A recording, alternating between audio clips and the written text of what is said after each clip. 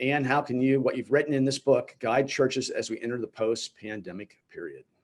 Yeah, well, thank you for that question. Before I get into it, I really want to thank you for the opportunity to talk with you and just say that this book that Lovett and I have written, Generosity, Stewardship, and Abundance, is really a comprehensive guide to kind of soup to nuts, all the different things churches need to be thinking about when they're thinking about their generosity ministry, as well as their use of congregational resources. And it grows out of work that we've been doing over several decades in leading workshops and teaching seminarians, and the work that we've done to help congregations and other institutions with their economic sustainability. So we're very excited to be sharing some of that with you today. The first question, how can what we've written guide churches as we enter this post-pandemic period? Not surprisingly, as we have been talking about this book with different groups, this is what is top of mind for people right now, because we are in such a uncertain and disruptive period as we're coming out of the pandemic.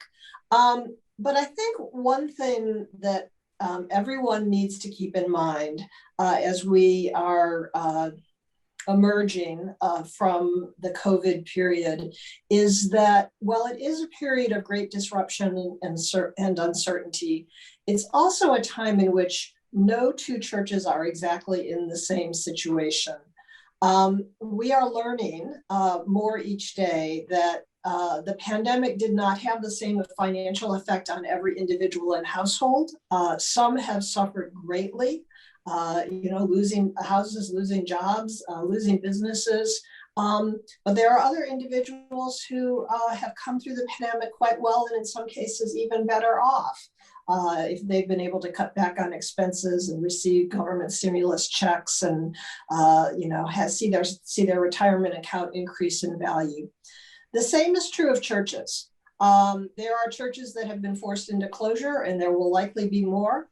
But there are also churches that have done quite well, that have managed to sustain their giving, reduce their expenses, churches that receive PPP loans, for example.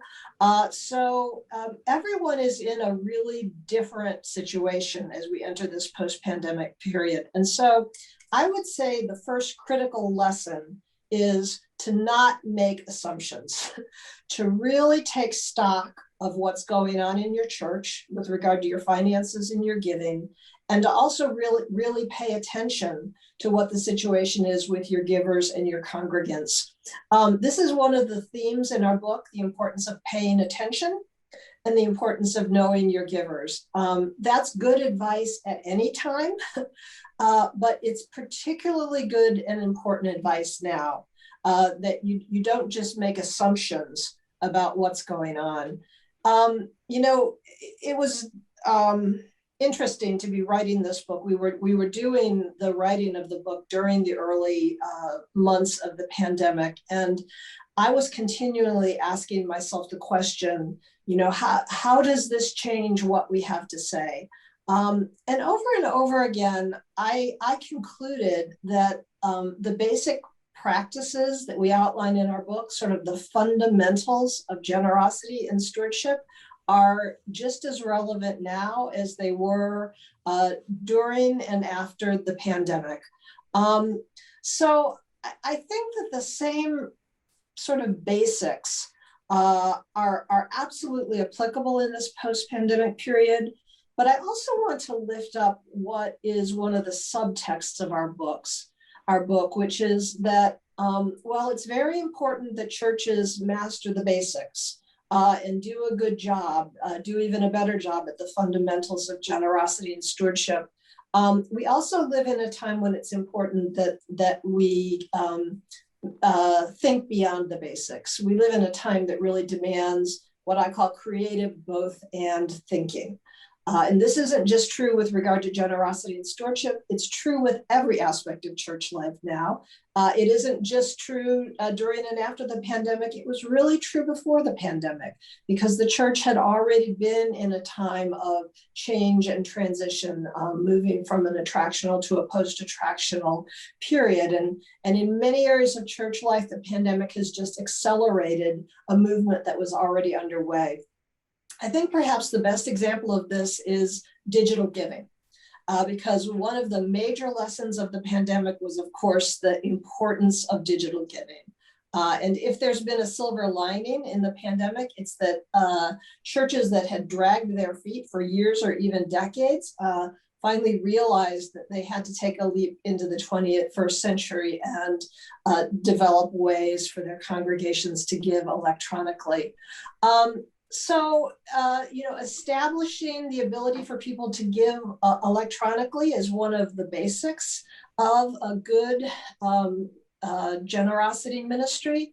But what I have come to see, particularly during this pandemic period, as we're coming out of it, and as more of the church's ministries are now sort of frontward facing on the digital frontier, that there's even a greater promise in digital giving than we had realized before.